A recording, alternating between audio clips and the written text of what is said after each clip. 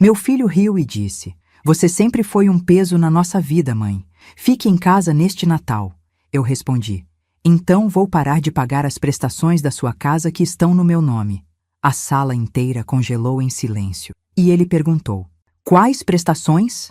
Era véspera de Natal, 23 de dezembro de 2023, às 18h30 da noite, na casa da minha nora Bianca em Copacabana, na rua Barata Ribeiro, numa daquelas construções elegantes dos anos 90 que tem porteiro uniformizado e hall de mármore.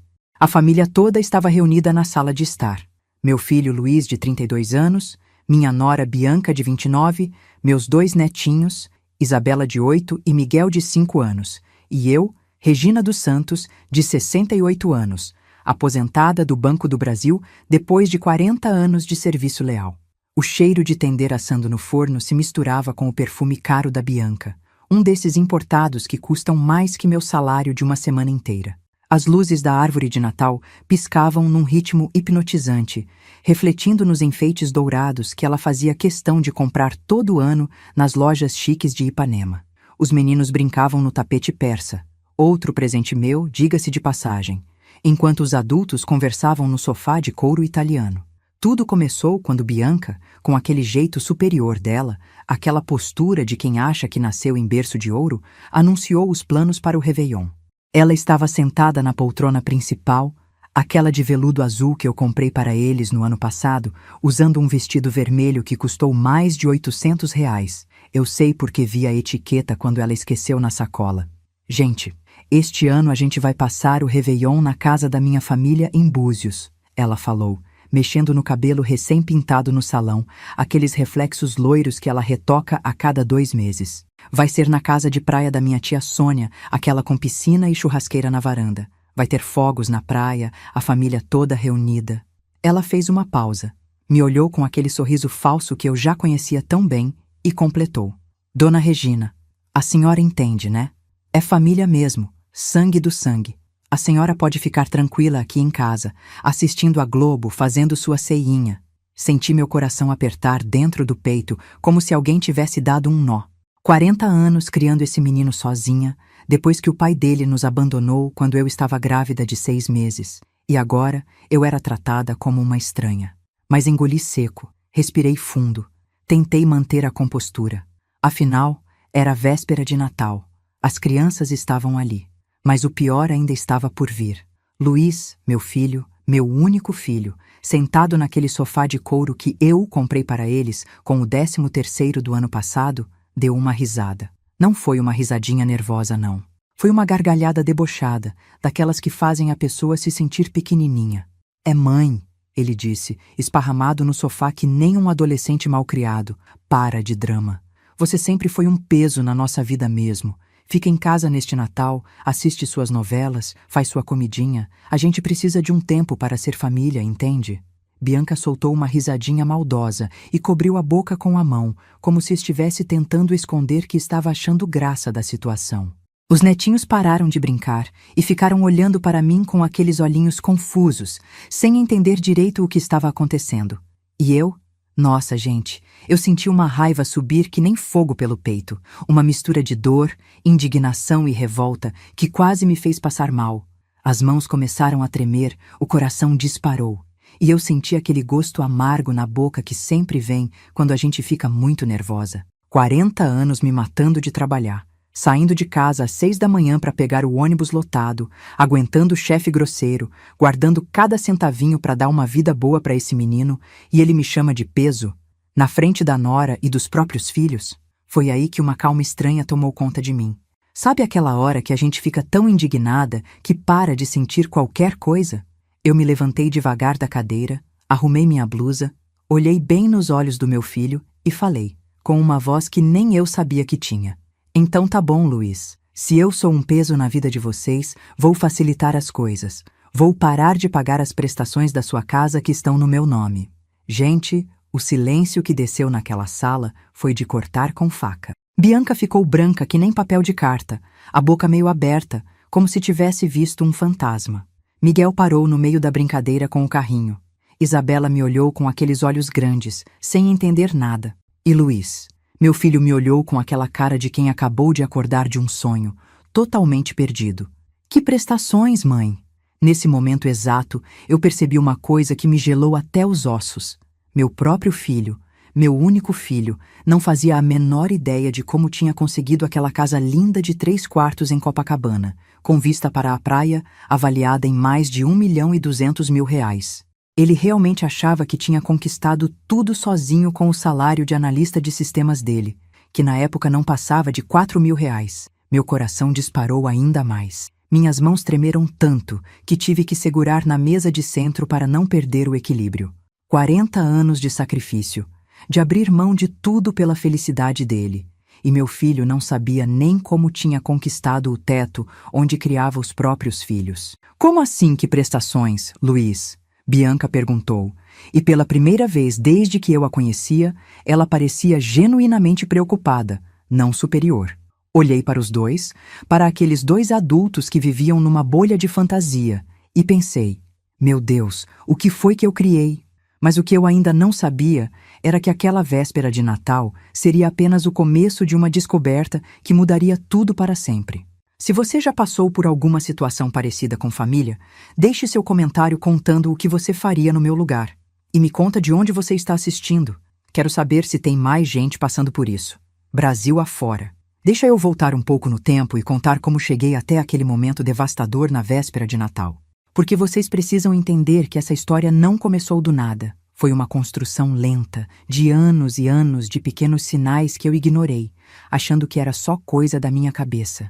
Meu nome é Regina dos Santos, tenho 68 anos, sou viúva na prática desde os 28, quando o marido me largou grávida de 6 meses para viver com uma menina de 19 anos que ele conheceu no trabalho. Na época, eu trabalhava como escriturária no Banco do Brasil, ganhava uma mixaria, morava num apartamentinho de 2 quartos em Botafogo que meu pai me deixou de herança. Quando o Antônio me abandonou, assim, sem mais nem menos, deixou um bilhetinho na mesa da cozinha dizendo que encontrou o amor verdadeiro. Eu pensei que minha vida tinha acabado. Estava grávida, sozinha, com um salário que mal dava para me sustentar, quanto mais para criar uma criança. Mas sabe como é? Mulher brasileira não se entrega fácil. Criei coragem, foquei no trabalho e na barriga que crescia. Durante 40 anos, cada real que sobrava do meu salário ia para o futuro do meu menino. Comecei como escriturária ganhando R$ 300, fiz cursos noturnos, me especializei e terminei minha carreira como gerente de contas especiais, ganhando R$ 8.500. Luiz nasceu dia 15 de março de 1991. Às 2 da madrugada, na maternidade Praça 15. Eu tinha economizado durante toda a gravidez para pagar um plano de saúde particular, porque queria que ele nascesse com toda a dignidade do mundo. Lembro até hoje do primeiro choro dele, daquela carinha vermelha e enrugadinha, dos dedinhos pequeninhos que se agarraram no meu dedo. Desde pequeno, ele foi minha prioridade absoluta. Paguei escola particular. O Colégio São Vicente de Paulo, em Copacabana, que custava na época R$ 250 por mês. Era quase 1/3 do meu salário, mas eu fazia qualquer sacrifício. Enquanto as outras mães compravam roupas, eu comprava livros para ele. Enquanto elas iam ao salão, eu economizava para o curso de inglês do Luiz no CCAA. Mas já na adolescência, eu comecei a perceber uma coisa estranha. Ele esperava que tudo caísse do céu. Mãe, todos os meus amigos têm videogame, ele dizia aos 14 anos. E eu corria atrás, trabalhava hora extra, pegava empréstimo para comprar aquele Nintendo que custava R$ 500 na época. Mãe, preciso de tênis de marca para não passar vergonha na escola. E lá ia eu de novo, comprando aquele All-Star de R$ 180. Eu sempre justificava. É o filho único, coitadinho, não tem pai. Vou dar tudo o que ele precisar. Mas olhando para trás, percebo que criei um monstro da dependência. Quando terminou o ensino médio, Luiz quis fazer faculdade de Sistemas de Informação na PUC-Rio. Gente, vocês sabem quanto custa a PUC? Na época, R$ 2.300 por mês. Eu ganhava R$ 4.500, ou seja, mais da metade do meu salário ia para a mensalidade dele. Tive que pegar um empréstimo no banco, usar o FGTS, vender até algumas joias que minha mãe me deixou. Mas eu pensava, é investimento no futuro dele. Quando ele se formar, vai ter uma vida boa, vai cuidar de mim na velhice. Durante os 5 anos de faculdade, Luiz nunca trabalhou, nem um estágio, nem um trabalhinho de fim de semana. Mãe, preciso focar nos estudos, ele dizia. E eu concordava, achava que estava certo. Pagava a faculdade, material, transporte, alimentação, roupas, tudo.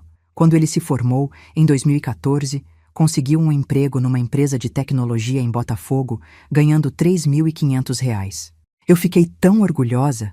Meu filho, formado em faculdade particular, ganhando um salário decente aos 23 anos. Mas aí que começaram os primeiros sinais estranhos. Luiz conheceu a Bianca numa festa de formatura em 2015. Ela tinha 21 anos, tinha se formado em marketing na Estácio, família de classe média de Niterói. Na época, eu até gostei dela. Parecia uma menina educada, simpática, cheirosa, sempre bem arrumadinha. Mas logo nas primeiras visitas dela ao nosso apartamento, comecei a perceber uns trejeitos estranhos. Bianca tinha uma mania de fazer observações delicadas sobre tudo. Dona Regina, a senhora não acha que essa cortina é meio antiga para um apartamento tão bonito? Ela dizia, mexendo no cabelo com aquele jeito superior. Esses móveis são vintage, né? Estilo retrô, que interessante. Eu ficava sem jeito, mas pensava, é menina nova, deve ter outros gostos mesmo. Pior era quando ela comentava sobre minhas roupas. Dona Regina, essa blusa é linda. Deve ter custado caro, né? Eu vi uma igualzinha numa loja de departamento outro dia, sempre com aquele sorriso que não chegava nos olhos. Mas o que mais me incomodava era como ela tratava a comida que eu fazia. Eu sempre caprichava quando eles vinham almoçar. Fazia aquela feijoada que o Luiz adorava, farofa bem temperadinha, couve refogada, laranja cortadinha. E a Bianca sempre tinha algum comentário. Nossa, que tempero forte! Vocês cariocas gostam de comida bem temperada mesmo, né? Ou então, eu estou tentando cortar carboidrato, Dona Regina. A senhora tem alguma saladinha? Eles namoraram por 3 anos e se casaram em 2018. A festa foi no clube da família dela, em Niterói. E eu paguei metade de tudo, R$ 5.000 do meu bolso. Vestido da noiva, decoração, música, doces. Eu quis que meu filho tivesse um casamento bonito. Depois do casamento, eles alugaram um apartamento de 2 quartos em Copacabana, perto do trabalho dos dois. Luiz tinha sido promovido e ganhava agora R$ 4.000. Bianca trabalhava numa agência pequena de publicidade e ganhava R$ 2.800. Juntos, tiravam quase R$ 7.000, o que era um salário bom para um casal jovem. Mas em 2019, quando a Isabela nasceu, tudo mudou. Eles vieram chorar as mágoas na minha casa numa tarde de domingo, a bebezinha no colo, os dois com cara de quem estava desesperado. Mãe, disse o Luiz, com aquele jeito dramático que ele tinha desde pequeno, a gente precisa sair desse apartamento. 2 quartos é muito pequeno para a família. A Isabela merece uma casa com quintal, com espaço para brincar. Bianca completou, embalando a netinha. Dona Regina, a gente achou uma casa linda em Copacabana, na Rua Toneleiro, pertinho da praia. 3 quartos, 2 banheiros, área de serviço, até uma varandinha gostosa. Mas é cara. R$ 850.000. Meu coração apertou quando ouvi o valor. Era mais dinheiro do que eu tinha visto junto na minha vida inteira. A gente não tem nem entrada nem score para financiamento, continuou Luiz. Bianca está de licença maternidade. Só eu estou trabalhando. O banco não aprova o crédito só no meu nome. Foi aí que meu coração de mãe falou mais alto. Olhei para aquela netinha dormindo, tão pequenininha, tão inocente, e pensei, Regina, você trabalhou a vida inteira, economizou, tem uma aposentadoria boa. Para que serve dinheiro se não for para dar uma vida boa para a família? Eu tinha, na época, uma aposentadoria de R$ 8.500, mais algumas economias guardadas desde os tempos de gerente no banco. Coloquei meu apartamento de Botafogo como garantia, usei meu CPF limpo, meu score perfeito de 40 anos pagando tudo em dia e financiei a casa toda no meu nome. No começo, depois que se mudaram para a casa nova, tudo parecia normal. Luiz me visitava todo domingo, trazia os netinhos para passar o fim de semana comigo em Botafogo. Almoçávamos juntos, ele me ajudava com as compras do mês, até lavava a louça depois do almoço. Mas devagarzinho, quase sem eu perceber, as coisas foram mudando. Mãe, a gente está organizando a casa nova ainda, tem muita coisa para fazer. Ele dizia quando eu perguntava sobre a visita do domingo. A Bianca está cansada com a bebê, sabe como é? Outro dia a gente se vê com mais calma. As visitas foram rareando. De todo domingo, passaram para domingo sim, domingo não. Depois, uma vez por mês. Depois, só em aniversários e feriados importantes. Bianca começou a postar nas redes sociais como se fosse a dona de tudo. Nossa casa nova, dizia nas legendas, mostrando a sala decorada. Nossa conquista, quando postava foto da varanda. Nosso sonho realizado, quando mostrava o quarto da Isabela todo arrumadinho. Em nenhuma foto, em nenhum post, em nenhuma legenda, ela mencionava que eu existia. E o pior, quando eu comentava nas fotos, tentando participar da vida deles, ela demorava dias para responder, sempre com respostas secas. Obrigada, dona Regina. Que bom que gostou. Mas o que eu ainda não sabia era que aquilo tudo era só o começo de um esquema muito mais elaborado do que eu jamais poderia imaginar. Quem aí já percebeu mudanças assim na família depois que melhorou de vida? Deixa seu comentário contando como foi.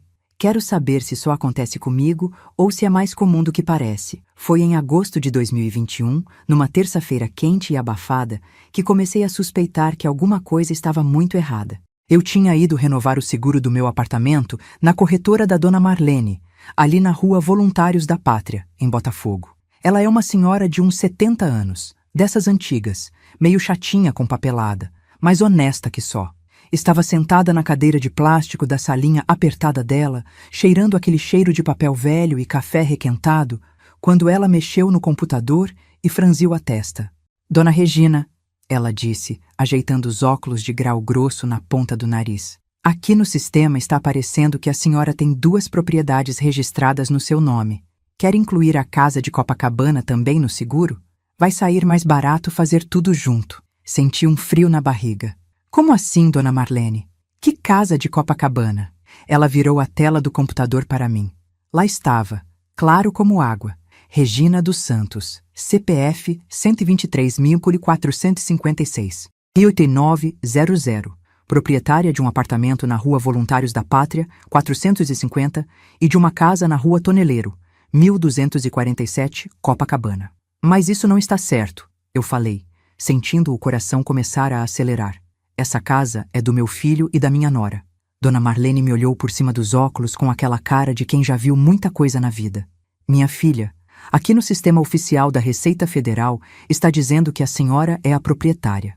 Documentação não mente. Saí dali com uma sensação estranha no peito, como se tivesse descoberto que 2 mais 2 não eram 4. Durante o trajeto de ônibus para casa, fiquei remoendo aquilo. Como assim a casa estava no meu nome? Luiz sempre falou que estava construindo patrimônio, que a casa estava no nome dele. Na quinta-feira seguinte, não aguentei mais a curiosidade e fui ao treiro cartório de registro de imóveis do Rio de Janeiro, lá na Rua da Assembleia, no centro. Acordei cedo, tomei o ônibus das 7h30, enfrentei aquela fila quilométrica que sempre tem nos cartórios do Rio. O atendente, um rapaz novo de uns 25 anos, meio impaciente, pegou meus documentos e digitou alguma coisa no sistema. Depois de uns 10 minutos mexendo no computador, ele imprimiu uns papéis e me entregou. Aqui está, senhora. Certidão de propriedade atualizada. Peguei os papéis com as mãos tremendo e li devagar, palavra por palavra. Lá estava escrito, preto no branco. Proprietária Regina dos Santos. Financiamento habitacional, Caixa Econômica Federal. Prestações no valor de R$ 2.400 mensais. Vencimento todo dia 15. Sentei numa daquelas cadeiras de plástico do cartório e tentei processar o que estava lendo. A casa estava integralmente no meu nome. O financiamento inteiro era da minha responsabilidade. As prestações de R$ 2.400 saíam automaticamente da minha conta todo mês. Como é que eu não sabia disso? Como é que por 2 anos eu vinha pagando financiamento de casa sem saber? Cheguei em casa e vasculhei todos os meus extratos bancários dos últimos 3 anos. Sentei na mesa da cozinha, espalhei os papéis todos e comecei a somar. Débito automático de R$ 2.400, todo dia 15, há mais de 2 anos. 28 meses consecutivos. R$ 67.200 que saíram da minha aposentadoria para pagar uma casa que eu achava que era do meu filho. Mas isso não era tudo. Comecei a identificar outros débitos estranhos. Seguro residencial da casa, R$ 250 por mês. IPTU, R$ 470 por mês. Taxa de condomínio, R$ 320 por mês. Mais de R$ 1.000 mensais de despesas que eu nem sabia que estava pagando. Peguei o telefone e liguei para o banco. Depois de ficar 20 minutos naquela musiquinha irritante, consegui falar com uma atendente. Senhora Regina, esses débitos foram todos autorizados pela senhora pessoalmente, aqui na agência, em março de 2019. Tem a assinatura da senhora nos contratos. Março de 2019. Bem na época que Luiz e Bianca vieram com aquele papo de precisar da casa para a Isabela. Eu lembrava vagamente de ter assinado uns papéis, mas eles falaram que era só para facilitar o processo, que depois iam transferir tudo para o nome deles. A partir daí, comecei a prestar atenção nos gastos deles de uma forma que nunca tinha prestado antes. Quando ia visitá-los, as raras vezes que ainda era convidada, eu observava tudo com outros olhos. Na geladeira, sempre tinham produtos caros, queijos importados, vinhos de R$ 100 para cima, frutas fora de época. A Bianca usava produtos de beleza que custavam mais de R$ 300 o vidro. Eu via as embalagens no banheiro quando ia usar o toalete. As roupas das crianças eram todas de marca: Lílica, Ripilica, Milon, Tip Top. Uma camiseta simples custava R$ 80. O tênis da Isabela era um All-Star original de R$ 240. Luiz tinha sido promovido e ganhava agora R$ 7.500. Bianca tinha voltado da licença maternidade e trabalhava numa agência de publicidade de médio porte em Ipanema, ganhando R$ 4.200. Total, R$ 11.700 líquidos por mês. Mas os gastos deles não batiam com essa renda. Carro novo todo ano. Sempre financiado, descobri depois. Restaurantes caros todo fim de semana. Viagens para Búzios, Petrópolis, até uma ida para Porto de Galinhas, que custou mais de R$ 8.000. Quando perguntei uma vez como conseguiam bancar tudo, Luiz me deu aquela resposta que hoje eu sei que era mentira. Ah, mãe, a gente se organiza bem, planeja os gastos, sabe? Bianca é ótima com planilhas. Em dezembro de 2021, estava arrumando a bolsa quando caiu um papel no chão. Era um extrato de cartão de crédito que tinha vindo pelo correio e que eu nem lembrava de ter aberto. Quando vi o valor da fatura, quase desmaiei. R$ 4.300. Liguei imediatamente para o banco. A atendente me explicou que eu tinha um cartão adicional em nome de Luiz Fernando dos Santos, meu filho, desde março de 2019. O limite do cartão era de R$ 8.000 e vinha sendo usado regularmente. Mas eu não autorizei cartão adicional para ninguém, protestei. Senhora, aqui consta que foi solicitado pela senhora na agência, com a presença do beneficiário. Tem assinatura da senhora na documentação. Mais uma vez, março de 2019. O mesmo mês da casa, dos débitos automáticos, de tudo. O mês que mudou minha vida financeira sem eu saber. Pedi para a atendente me mandar por e-mail o extrato detalhado dos últimos 12 meses. Gente, quando vi aquele arquivo, quase tive um treco. Luiz tinha gastado em 2021 mais de R$ 42.000 no meu cartão. Restaurantes caros. Zuca, Lazai, Olympe. Lugares que custam R$ 300 por pessoa, só o jantar. Roupas na Osklen, Fórum, Animale. Marcas que eu nem sabia que existiam. Produtos eletrônicos na Fast Shop. Uma televisão de 85 polegadas que custou R$ 6.800. E o pior, viagens, pacotes completos para resorts em Angra dos Reis, pousadas em Búzios, até uma viagem para o Nordeste, que custou quase R$ 12.000. Foi em janeiro de 2022 que descobri a extensão real do esquema. Dona Alba, minha vizinha do quarto andar, uma senhora de 75 anos que mora aqui no prédio há mais de 30 anos, me parou no corredor com uma cara preocupada. Regina, ela disse, segurando meu braço com aquelas mãos cheias de veias saltadas. Preciso te contar uma coisa. Ontem à tarde, seu filho estava aqui com um corretor de imóveis. Eles estavam medindo seu apartamento, tirando fotos, falando sobre reforma. Senti o chão sumir debaixo dos meus pés. Como assim, dona Alba? O rapaz do terno, deve ser corretor, estava falando sobre o potencial do apartamento que com uma reforma pequena dava para valorizar em uns 100 mil reais. Seu filho concordava com tudo, dizia que vocês estavam pensando em vender para comprar uma casa maior para toda a família ficar junta. Essa informação me deixou em pânico total. Corri para o meu apartamento, peguei o telefone e liguei para Luiz. Quando ele atendeu, tentei manter a voz calma. Luiz, a dona Alba me disse que você estava aqui ontem com um corretor. É verdade? Do outro lado da linha, ele hesitou por uns segundos. Depois respondeu com aquele tom despreocupado que eu já estava aprendendo a desconfiar. Ah, mãe, é que a gente estava pensando. Você mora sozinha nesse apartamento grande, né? Seria mais prático a senhora vir morar com a gente.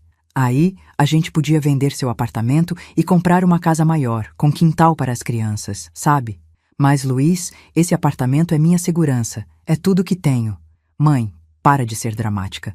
A senhora teria um quarto lindo na nossa casa, ia estar sempre perto dos netos, e o dinheiro do apartamento rendendo ia dar uma aposentadoria muito melhor. 2 semanas depois, decidi investigar mais fundo. Fui até o Detran e pedi um histórico completo dos veículos registrados no meu CPF. O que descobri me fez sentar na calçada e quase chorar ali mesmo, na frente de todo mundo. Desde março de 2019, tinham sido financiados 3 carros no meu nome. Primeiro, um Honda Civic 2019, no valor de R$ 87 mil, prestações de R$ 1.400 por mês durante 60 meses. Em julho de 2020, o Civic tinha sido vendido e foi financiado um Toyota Corolla 2020, no valor de R$ 95 mil, prestações de R$ 1.600 por mês. Em março de 2021, o Corolla foi vendido e entrou um Honda HR-V 2021, no valor de R$ 108 mil, prestações de R$ 1.900 por mês durante 72 meses. Somando tudo, eu estava pagando mensalmente: casa, R$ 2.400, despesas da casa, R$ 1.000, carro, R$ 1.900, cartão de crédito, pelo menos R$ 2.000. Total, mais de R$ 7 mil por mês da minha aposentadoria de R$ 8.500. Eu estava vivendo com menos de R$ 1.500 mensais, sem saber.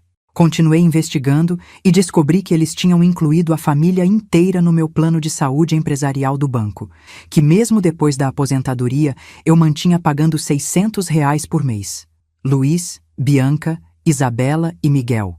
Todos dependentes no meu plano, custando um total de R$ 1.800 mensais. Além disso, tinha um seguro de vida de R$ 200 mil no meu nome, com Luiz como único beneficiário, custando R$ 450 por mês. Um seguro que eu não lembrava de ter contratado. Em março de 2022, não aguentei mais e decidi confrontar Luiz. Marquei um almoço em casa, preparei aquela lasanha que ele adorava desde pequeno, comprei refrigerante, caprichei na mesa. Queria ter uma conversa honesta, de mãe para filho. Quando ele chegou, estava sozinho. Bianca tinha ficado em casa com as crianças porque estavam meio gripadas, segundo ele. Depois do almoço, quando estávamos tomando café na sala, respirei fundo e falei: Luiz, filho, preciso conversar com você sobre uma coisa séria.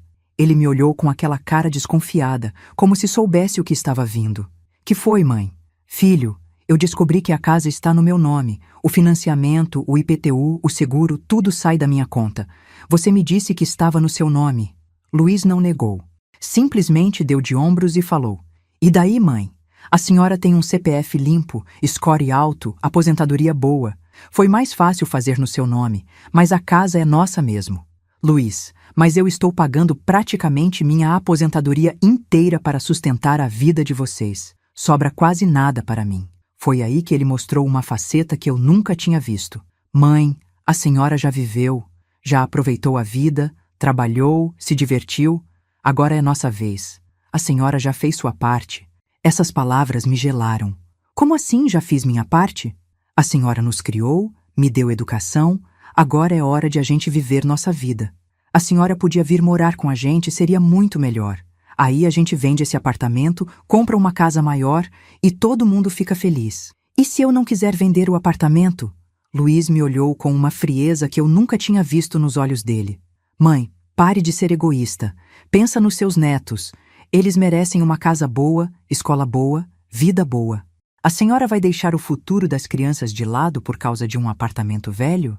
Em maio de 2022, comecei a receber cartas de cobrança no meu nome, financeiras que eu nunca tinha ouvido falar, cobrando dívidas que eu não conhecia.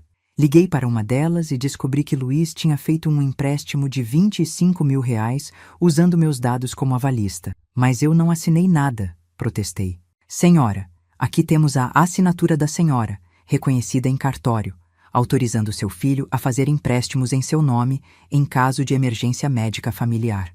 Emergência médica? Ninguém da família estava doente. Fui atrás dos outros empréstimos e descobri que havia mais 3. R$ 15 mil na Losango, 18 mil na Cetelem e 12 mil no Banco Pan.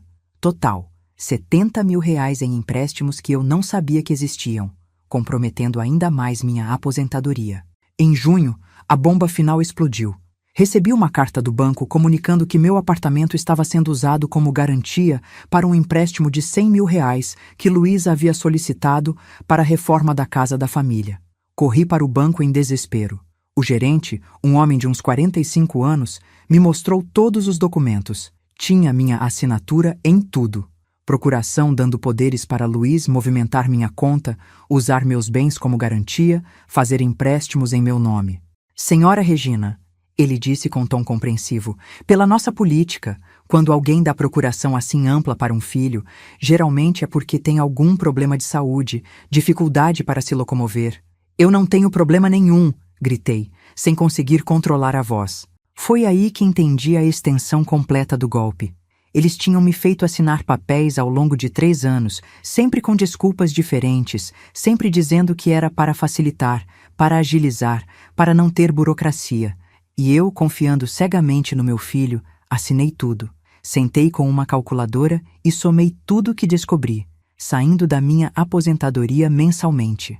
Prestação da casa, R$ 2.400, IPTU, seguro e condomínio, R$ 1.020, prestação do carro, R$ 900, plano de saúde da família, R$ 1.800, seguro de vida, R$ 450, empréstimos, parcelas, R$ 1.200, cartão de crédito, média, R$ 2.000, total, R$ 10.770 mensais, minha aposentadoria, R$ 8.500, ou seja, eu estava no vermelho em mais de R$ 2.000 todo mês, comendo minhas economias de 40 anos de trabalho.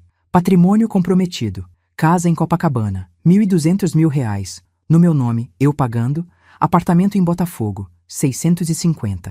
R$ 000 usado como garantia. Dívidas em empréstimos, R$ 270 mil. Valor gasto no cartão de crédito em 3 anos, R$ 126 mil. Em 3 anos, sem saber, eu havia comprometido mais de R$ 2 milhões em patrimônio e dívidas para sustentar o padrão de vida de pessoas que me tratavam como peso morto. Foi numa noite de insônia, em junho de 2022, que tomei a decisão que mudaria tudo. Estava deitada na cama, olhando para o teto, fazendo as contas de cabeça pela 1000ª vez, quando algo clicou na minha mente. Eu tinha criado um monstro. Não era culpa só do Luiz ou da Bianca. Era minha culpa também.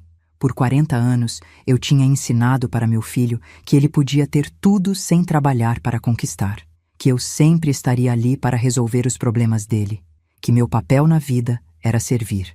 Mas servir até quando? Até ficar na miséria? Até perder tudo que construí? Até morrer na pobreza depois de uma vida inteira de trabalho? Foi aí que decidi.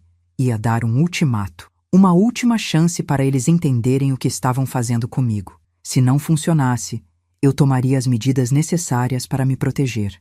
Mas o que eu ainda não sabia era que a resistência deles seria muito maior do que eu imaginava e que a batalha pela minha dignidade estava apenas começando. Quem aí já descobriu que estava sendo usado financeiramente pela própria família? Como vocês reagiram? Deixem nos comentários. Preciso saber que não estou sozinha nessa loucura. E me contem de que cidade vocês estão assistindo. Quero ver se esse tipo de situação acontece em todo o Brasil. Na segunda-feira seguinte àquela noite de insônia, acordei com uma determinação que eu não sentia há anos. Tomei meu café da manhã, me arrumei com capricho, pus aquela blusa azul marinho que sempre me dava sorte e saí para resolver minha vida. Primeira parada, o escritório do Dr. Mário Henrique Silva, meu advogado de confiança. Ele tinha cuidado da minha aposentadoria no banco e sempre foi um homem íntegro, desses que falam a verdade na cara, mesmo quando dói. O escritório dele fica na Rua da Quitanda, no centro do Rio, num desses prédios antigos que resistem ao tempo. Subi os 3 andares de escada. O elevador estava quebrado, como sempre, e encontrei Dr. Mário organizando uns processos na mesa cheia de papéis. Regina, ele disse, levantando da cadeira e me dando um abraço paternal. Que surpresa boa! Como você está? Dr. Mário tem uns 65 anos, cabelo grisalho bem cortado, sempre impecavelmente vestido mesmo naquele escritório pequenininho. É daqueles advogados velha escola que conhece cada vírgula da lei, mas nunca esquece o lado humano das situações. Sentei na cadeira de couro surrado na frente da mesa dele e despejei tudo. Cada descoberta, cada mentira, cada documento que encontrei. Ele me ouviu em silêncio absoluto, só fazendo anotações num bloquinho amarelo. Quando terminei de contar, Dr. Mário tirou os óculos, limpou as lentes devagar e me olhou com uma expressão que misturava indignação e tristeza. Regina, ele disse com aquela voz grave que eu conhecia dos tempos do banco, o que seu filho fez tem nome na lei. Chama-se apropriação indébita e uso de documento falso. Se você quiser, pode abrir um processo contra ele. Senti o estômago gelar. Dr. Mário, eu não quero colocar meu filho na cadeia. Só quero recuperar minha dignidade e meu patrimônio. Entendo perfeitamente, mas preciso que você saiba seus direitos. Esta casa está no seu nome. Você paga as prestações. Por lei, você pode pedir a desocupação do imóvel imediatamente. Eles são apenas ocupantes sem contrato. Ele abriu uma gaveta e tirou uns formulários. Vamos fazer o seguinte. Eu vou preparar toda a documentação para proteger seu patrimônio. Vamos cancelar essas procurações abusivas, bloquear novos empréstimos no seu nome e dar um ultimato oficial para eles. Quanto tempo tenho para pensar? Regina, cada dia que passa, eles podem estar contraindo novas dívidas no seu nome. Quanto mais você esperar, pior pode ficar a situação. Saí do escritório do doutor Mário com uma pasta cheia de documentos e uma sensação estranha no peito, como se estivesse traindo meu próprio filho, mas ao mesmo tempo me protegendo de um estranho perigoso. Na quarta-feira, encontrei minha amiga Vera no shopping da Gávea, onde sempre nos encontrávamos para tomar um café e colocar a conversa em dia. Vera Lúcia Mendes, 71 anos, também aposentada do Banco do Brasil, viúva há 10 anos, sempre foi minha confidente nos momentos difíceis. Estávamos sentadas na praça de alimentação, tomando aquele café com leite condensado que ela adora, quando desabafei sobre tudo que tinha descoberto. Vera me ouviu com uma cara cada vez mais indignada, balançando a cabeça de um lado para o outro. Regina, ela disse batendo a colher na xícara com força. Para de ser boba. Esse menino está te usando descaradamente. Você criou um parasita. Vera nunca teve papas na língua. Perdeu o marido num acidente de carro e criou 2 filhas sozinha, sempre com muita dureza e disciplina. As filhas dela hoje são mulheres independentes, uma médica e outra engenheira, que visitam a mãe todo fim de semana e ajudam com as despesas da casa. Vera, mas ele é meu filho único. Se eu não cuidar dele, quem vai? Regina, escuta bem o que eu vou te dizer. Filho que presta, não precisa que a mãe se sacrifique assim. As minhas meninas ganham bem, têm suas vidas e ainda sobra para ajudar a velha aqui. Sabe por quê? Porque eu ensinei limites desde pequenas. Ela pegou minha mão por cima da mesa. Você tem que dar um basta nessa situação, senão vai morrer na miséria depois de uma vida inteira de trabalho. Mas e se eles me cortarem da vida deles? E se eu não ver mais os netinhos? Vera me olhou com aquela cara de quem já passou por muita coisa na vida. Minha filha, eles estão te chantageando emocionalmente, usando as crianças como moeda de troca. Isso não é amor, é manipulação. Na quinta-feira, encontrei Dona Alba no elevador. Ela estava voltando da farmácia com uma sacolinha de remédios, andando devagar com aquela bengala de madeira que usa desde a cirurgia no quadril. Regina, ela disse assim que entramos no elevador. Posso te fazer uma pergunta indiscreta? Claro, Dona Alba. Seu filho está com algum problema financeiro? Porque ontem à noite ele estava aqui de novo com aquele corretor e os dois estavam discutindo o valor de venda, prazo para entrega do apartamento. Senti o sangue ferver. Depois de tudo que conversamos, depois de eu ter deixado claro que não queria vender o apartamento, Luiz continuava com os planos às minhas costas. Dona Alba, a senhora pode me fazer um favor? Se eles aparecerem aqui de novo, pode me ligar no celular? Claro, minha filha. Mas cuidado, viu? Já vi muita história de família neste prédio. Quando o filho começa a querer vender casa da mãe sem ela saber, geralmente não acaba bem. Na sexta-feira, voltei ao escritório de Dr. Mário com todas as informações que tinha coletado. Ele estava me esperando com uma pilha de documentos organizados na mesa. Regina, preparei 3 estratégias diferentes. Você escolhe qual prefere seguir. Estratégia 1. Acordo amigável. Chamamos seu filho para uma reunião aqui no escritório, apresentamos todas as evidências e tentamos um acordo. Ele assume as dívidas que fez no seu nome, devolve a gestão do seu patrimônio e vocês fazem um contrato claro sobre ajuda financeira futura. Estratégia 2. Ultimato oficial. Enviamos uma notificação extrajudicial, dando 30 dias para ele regularizar a situação financeira, assumir as dívidas e devolver seus documentos. Se não cumprir, partimos para as medidas legais. Estratégia 3. Ação imediata. Cancelamos todas as procurações hoje, bloqueamos seu CPF para novos empréstimos e pedimos reintegração de posse da casa. Seria uma ruptura total, mas protegeria imediatamente seu patrimônio. Pensei por alguns minutos.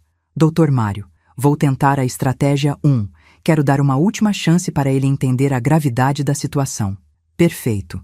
Vou ligar para ele ainda hoje e marcar uma reunião para segunda-feira. Mas, Regina, se ele não aceitar o acordo, você tem que estar preparada para endurecer. Dr. Mário ligou para Luiz na minha presença, usando o viva voz. Quando Luiz atendeu, sua voz estava relaxada, despreocupada. Alô, Dr. Mário, tudo bem? Quanto tempo? Luiz, boa tarde. Estou aqui com sua mãe no meu escritório. Precisamos conversar sobre questões financeiras familiares. Você pode vir segunda-feira às 14 horas? A voz do Luiz mudou completamente de tom. Questões financeiras? Que questões financeiras? Está acontecendo alguma coisa com minha mãe? Nada que não possa ser resolvido numa conversa civilizada. Segunda-feira às 14 horas, pode ser? Posso sim, mas... Dr. Mário, posso perguntar do que se trata? Melhor conversarmos pessoalmente. Até segunda. Quando o Dr. Mário desligou, eu estava tremendo. Será que fiz a coisa certa?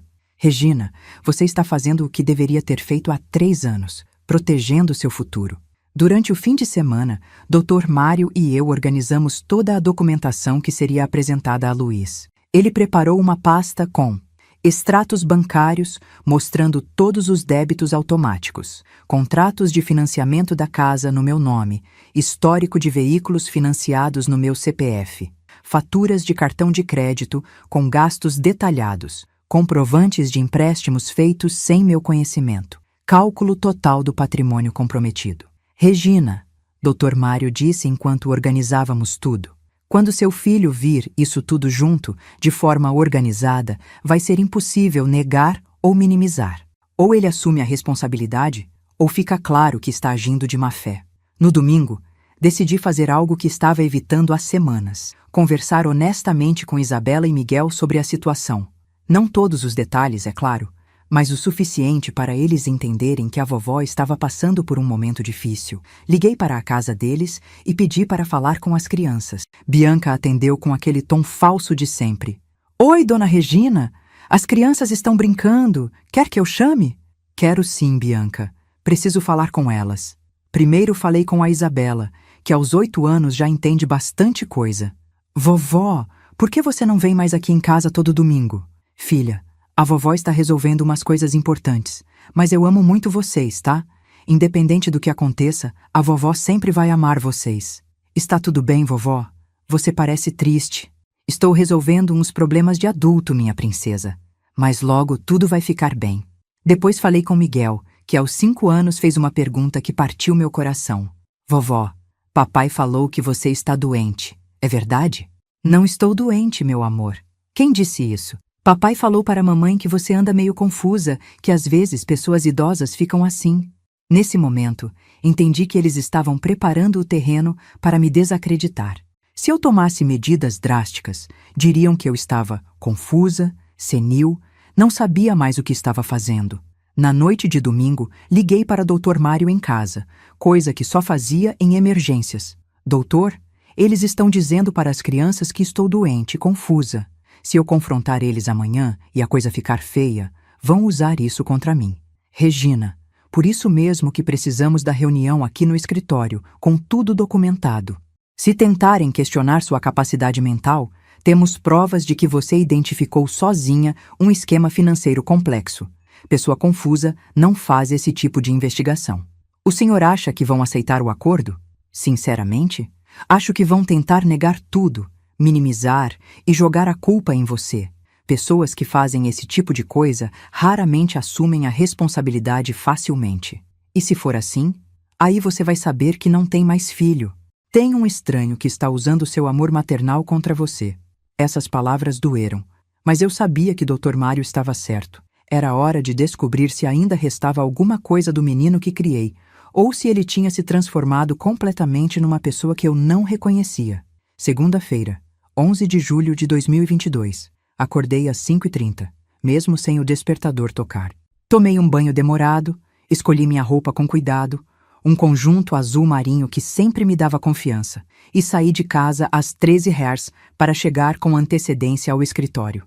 Dr. Mário me recebeu com um café fresquinho e um sorriso encorajador. Pronta para isso, Regina? Pronta não sei, mas necessário eu sei que é. Às 14h05, Luiz chegou. Entrou no escritório com aquele ar descontraído de sempre. Cumprimentou o doutor. Mário com tapinha nas costas. Me deu um beijinho no rosto, como se nada estivesse acontecendo. E aí, qual é a situação? Ele disse, sentando na cadeira com aquela pose relaxada que eu conhecia tão bem. Dr. Mário abriu a pasta de documentos na mesa e disse com voz firme: Luiz, sua mãe descobriu que você vem usando o CPF e o patrimônio dela para financiar seu padrão de vida há mais de 3 anos. Vamos conversar sobre como resolver isso. A expressão do Luiz mudou completamente. Por alguns segundos, vi nos olhos dele a mesma cara que ele fazia quando era pego em alguma mentira na adolescência. Mas o que aconteceu a seguir me mostrou que meu filho tinha se tornado alguém muito mais perigoso do que eu jamais imaginei. Pessoal, quem aí já precisou contratar advogado para se proteger da própria família? Como foi a coragem para dar esse passo? Deixem nos comentários suas experiências. Às vezes, a gente se sente sozinha nessas situações, mas talvez seja mais comum do que imaginamos. A expressão do Luiz passou por várias fases em questão de segundos. Surpresa, depois nervosismo, depois uma frieza que eu nunca tinha visto nos olhos dele. Ele se recostou na cadeira e cruzou os braços, assumindo uma postura defensiva. Dr. Mário, ele disse com uma calma forçada, acho que tem algum mal-entendido aqui.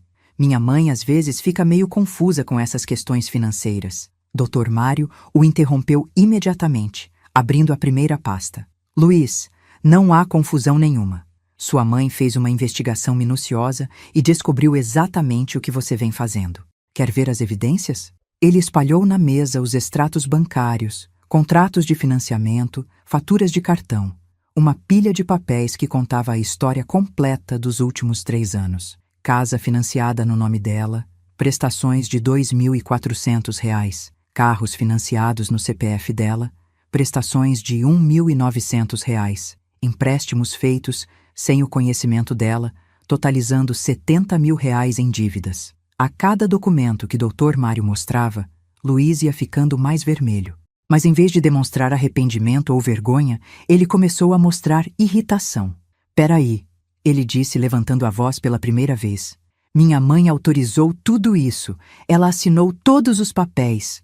Luiz, eu falei sentindo minha voz tremer um pouco. Você me disse que era só para facilitar o processo, que depois ia transferir tudo para seu nome. Você mentiu para mim. Eu não menti nada. Eu só não expliquei todos os detalhes, porque a senhora não entende essas coisas financeiras complexas. Dr. Mário se inclinou para a frente. Luiz, sua mãe trabalhou 40 anos no Banco do Brasil. Ela entende perfeitamente de questões financeiras. O que ela não entende é como o filho dela pode usar isso contra ela. Luiz mudou de estratégia. Suavizou a voz e assumiu aquele tom que usava quando queria alguma coisa desde pequeno. Mãe, olha só. Eu entendo que a senhora ficou preocupada com essas contas todas. Mas pensa bem, eu estou construindo patrimônio para a família. A casa vai ser nossa quando for mais velha. Os netos vão ter onde morar. É um investimento no futuro da família. Luiz, Dr. Mário disse secamente, sua mãe já tem 68 anos. Ela não tem que construir patrimônio para ninguém.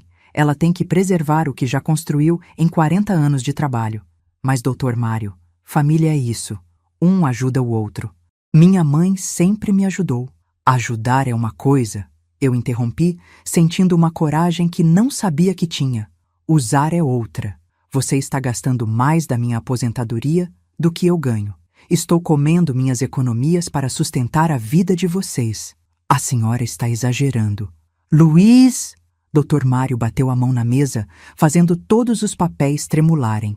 Sua mãe está gastando R$ 10.700 por mês para sustentar vocês. A aposentadoria dela é de 8.500. Ela está no vermelho há 2 anos. Luiz ficou em silêncio por alguns segundos, processando os números. Quando falou novamente, foi com uma frieza que gelou meu sangue. E daí? Ela tem economias. Tem um apartamento que vale R$ 600 mil. Não vai morrer de fome. E daí? Eu gritei, sem conseguir me conter. E daí que são minhas economias? E daí que é meu apartamento? E daí que eu trabalhei 40 anos para ter essa segurança? Foi nesse momento que Luiz mostrou quem realmente tinha se tornado. Ele se levantou da cadeira, caminhou até a janela e falou sem olhar para mim. Mãe, a senhora já viveu, já aproveitou, já trabalhou, já fez tudo o que queria fazer. Agora é nossa vez. A Bianca e eu estamos na melhor fase da vida, com filhos pequenos, precisando construir nosso futuro. Luiz, doutor. Mário disse com uma voz que cortava o ar. Você está dizendo que sua mãe não tem mais direito a uma vida digna porque já trabalhou? Estou dizendo que ela pode vir morar conosco, ajudar com as crianças e vender esse apartamento para investir no futuro da família. Seria muito mais inteligente. Senti como se tivesse levado um soco no estômago. Ajudar com as crianças? Você quer que eu vire babá das suas filhas depois de sustentar vocês com meu dinheiro? Não é babá, mãe. É ser avó presente. E outra coisa, a senhora sempre reclamou que se sentia sozinha. Morando conosco, ia estar sempre com a família. Luiz voltou para a cadeira e assumiu um tom que misturava ameaça com vitimização. Mãe, pensa bem no que a senhora está fazendo. Se a senhora me forçar a sair da casa, onde as crianças vão morar? Numa casa alugada qualquer? As meninas vão ter que mudar de escola, sair do bairro onde tem amigos. Luiz, eu disse, sentindo lágrimas queimando os olhos. Você está me chantageando com os meus próprios netos? Não é chantagem, é realidade. E outra coisa, se a senhora fizer isso, vai ficar sem ver as crianças. A Bianca já está muito magoada com essa situação toda. Ela acha que a senhora está sendo egoísta. Dr. Mário se levantou da cadeira, claramente indignado. Luiz, isso é coação. Você está ameaçando cortar o contato da sua mãe com os netos se ela não continuar sustentando vocês. Não é ameaça, Dr. Mário. É consequência natural. Se minha mãe destruir nossa família, como que as crianças vão entender? Elas vão ver a avó como a pessoa que tirou elas de casa. Dr. Mário abriu outra pasta. Já que você quer jogar duro, Luiz, vamos falar sobre todas as suas atividades. Sua mãe também descobriu que você está tentando vender o apartamento dela às escondidas. Luiz ficou pálido. Isso não é verdade. Dona Alba, vizinha do quarto andar, flagrou você com o corretor avaliando o apartamento da sua mãe 2 vezes. Você disse ao corretor que estavam planejando vender para comprar casa maior para a família. Eu só estava explorando opções. Explorando opções de vender a casa da sua mãe sem ela saber? Eu perguntei, sentindo uma mistura de dor e indignação que quase me fez vomitar. Mãe, a senhora podia ter uma vida muito melhor morando conosco. Esse apartamento é grande demais para uma pessoa só. Dr. Mário continuou. E tem mais, Luiz. Sua mãe descobriu que você fez ela assinar uma procuração que te dá poderes para usar o apartamento como garantia de empréstimos. Você já usou esse poder para pegar R$ 100 mil emprestados. Esse empréstimo foi para reformar a casa, para melhorar o patrimônio. Que patrimônio, Luiz? Eu explodi. A casa está no meu nome. O dinheiro saiu do meu CPF. Você está reformando casa que não é sua com dinheiro que não é seu. Luiz mudou novamente de estratégia. Agora, assumiu o papel de vítima incompreendida. Vocês estão distorcendo tudo. Eu sempre cuidei da minha mãe. Sempre levei ela no médico quando precisou. Sempre incluí ela nas festas de família. Cuidou pagando com o dinheiro dela. Dr. Mário observou friamente. E outra coisa, quem foi que ensinou isso para mim? A própria mãe. Durante toda a minha vida, ela me deu tudo o que eu queria. Nunca me ensinou limites. Agora, aos 32 anos, quer que eu mude do dia para a noite? Essas palavras me atingiram como uma bofetada, porque tinha um fundo de verdade. Eu realmente sempre dei tudo para ele, sempre resolvi todos os problemas dele. Luiz, eu disse com a voz quebrada, é verdade que eu te mimei demais, mas isso não te dá o direito de me usar assim. Usar? Mãe, eu tenho uma família para sustentar, tenho responsabilidades. A senhora quer que eu deixe minhas filhas sem casa, sem escola boa, sem futuro? Dr. Mário se levantou e caminhou até a janela. Luiz, vamos parar de enrolar. Sua mãe oferece o seguinte acordo. Você tem 60 dias para assumir financiamentos, empréstimos e dívidas que fez no nome dela.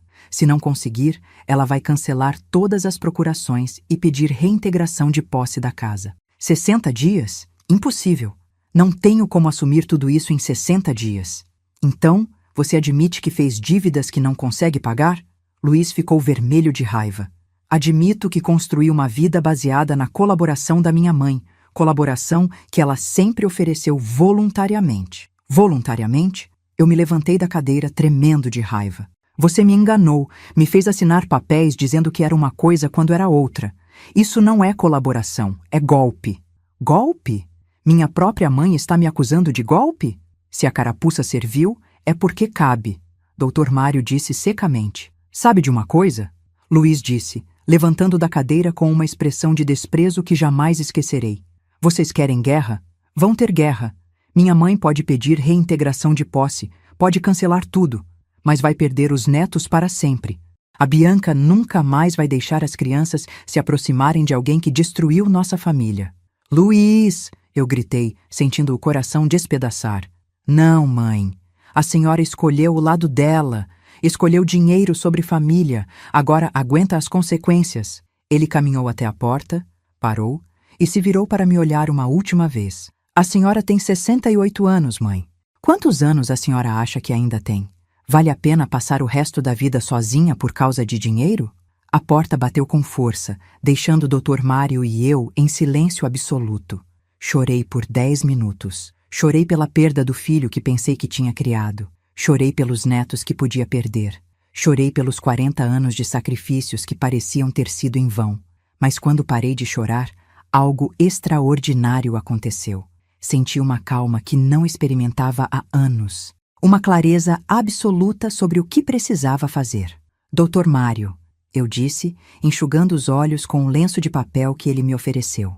Vamos começar os procedimentos. Todos eles. Tem certeza, Regina? Absoluta. Meu filho se transformou num estranho que está me roubando. Se ele quer guerra, vai ter guerra. Mas ele não conhece a força de uma mulher que trabalhou 40 anos para chegar onde chegou. Naquela mesma tarde, ainda no escritório de Dr. Mário, tomamos as seguintes providências. Cancelamento de todas as procurações. Protocolo feito imediatamente no cartório bloqueio do CPF para novos empréstimos e financiamentos.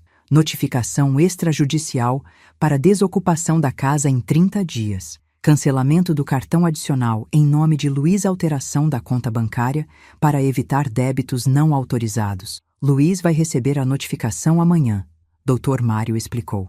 A partir daí, ele tem 30 dias para sair da casa voluntariamente ou apresentar uma defesa legal. E se ele não sair? Aí entramos com ação de reintegração de posse. Como a casa está no seu nome e você paga as prestações, é um caso claro. Ele não tem como contestar. Na manhã seguinte, meu telefone tocou às 6h30. Era Luiz gritando como um louco. Mãe, que palhaçada é essa? Chegou um oficial de justiça aqui em casa. Bianca está chorando. As crianças estão apavoradas.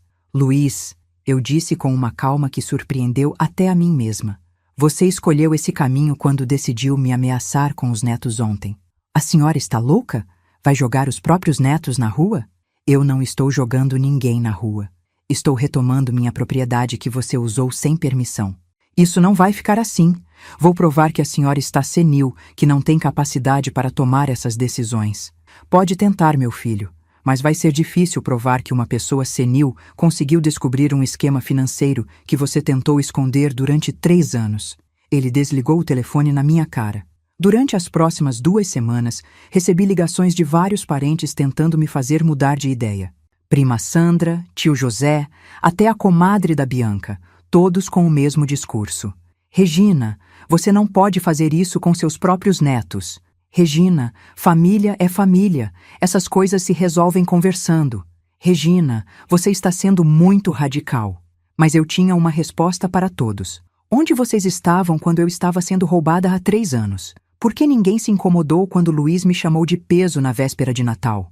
A única pessoa que me apoiou incondicionalmente foi minha amiga Vera. Regina, você está fazendo a coisa certa. Esse menino precisava de limites há muito tempo. 15 dias antes do prazo de desocupação vencer, Luiz apareceu na minha porta. Não estava mais arrogante. Parecia cansado, abatido, com olheiras profundas. Mãe, podemos conversar? Deixei ele entrar, mas mantive a guarda alta. Ele sentou no sofá da sala, aquele mesmo sofá onde assistíamos filme quando ele era criança. Mãe, eu pensei muito sobre nossa conversa. Acho que exagerei. Talvez a gente possa encontrar um meio termo. Que tipo de meio termo? A gente pode fazer um contrato. Eu assumo algumas das prestações, a senhora continua com outras. Dividimos as responsabilidades. E os empréstimos que você fez no meu nome? A gente vai pagando aos poucos. Não precisa ser tudo de uma vez. Olhei para meu filho e vi exatamente o que ele estava fazendo. Tentando ganhar tempo, negociar para manter os privilégios, encontrar uma forma de continuar se beneficiando da situação. Luiz, eu disse levantando do sofá, você teve 3 anos para ser honesto comigo. Teve ontem para ser honesto no escritório do Dr. Mário. Agora é tarde. Mãe, por favor, pensa nas crianças. Eu estou pensando nas crianças. Estou pensando que elas merecem um pai que trabalhe para sustentar a família, não um pai que usa a avó. Luiz tentou mais uma carta. Mãe, se a senhora fizer isso, eu vou contar para todo mundo que a senhora ficou senil. Vou dizer que está com problemas mentais, que não sabe mais o que está fazendo. Foi nesse momento que entendi que havia perdido meu filho completamente. O menino que criei jamais me ameaçaria destruir minha reputação. Pode contar, Luiz. Mas vai ser interessante explicar como uma pessoa senil conseguiu descobrir todos os seus esquemas, contratar um advogado e organizar toda a documentação necessária para se proteger. Ele saiu da minha casa batendo a porta. No último dia do prazo, Luiz e Bianca saíram da casa. Não houve drama público, não houve gritaria. Eles contrataram uma empresa de mudanças e transferiram as coisas para um apartamento alugado em Vila Isabel. Doutor, Mário estava comigo quando recebemos a ligação, confirmando que as chaves tinham sido entregues ao porteiro. Acabou, Regina. A casa é sua novamente. Mas eu não senti vitória. Senti um vazio imenso no peito. Nos primeiros meses após retomar a casa, pensei em vendê-la. Era grande demais para mim e trazia memórias dolorosas. Mas Vera me deu um conselho precioso. Regina, não toma decisões importantes quando você ainda está machucada. Espera a poeira baixar. Decidi alugar a casa e usar o dinheiro para complementar minha aposentadoria. Consegui um aluguel de R$ 4.000 por mês, dinheiro que fez toda a diferença na minha qualidade de vida. Com a situação financeira estabilizada, pude voltar a viajar, fazer cursos, cuidar melhor da saúde. Descobri que aos 68 anos ainda tinha muito vida pela frente. 8 meses depois da desocupação, recebo uma ligação inesperada. Era Isabela. Vovó? É você? Meu coração quase parou. Oi, minha princesa. Como você conseguiu meu número? Peguei no celular do papai. Vovó, eu quero te ver. Você pode vir me buscar na escola? Filha, eu preciso falar com seus pais primeiro. Vovó, eu já tenho 9 anos. Eu entendo as coisas. Papai disse que você ficou brava com ele e por isso a gente não te vê mais. Mas eu quero te ver. Naquela tarde, esperei Isabela na porta da escola. Quando ela me viu, correu e me deu um abraço que durou 5 minutos. Por que você sumiu, vovó? Não sumi, minha filha. Tive que resolver uns problemas com seu pai. Problemas de adultos. Você ainda me ama? Mais do que tudo no mundo.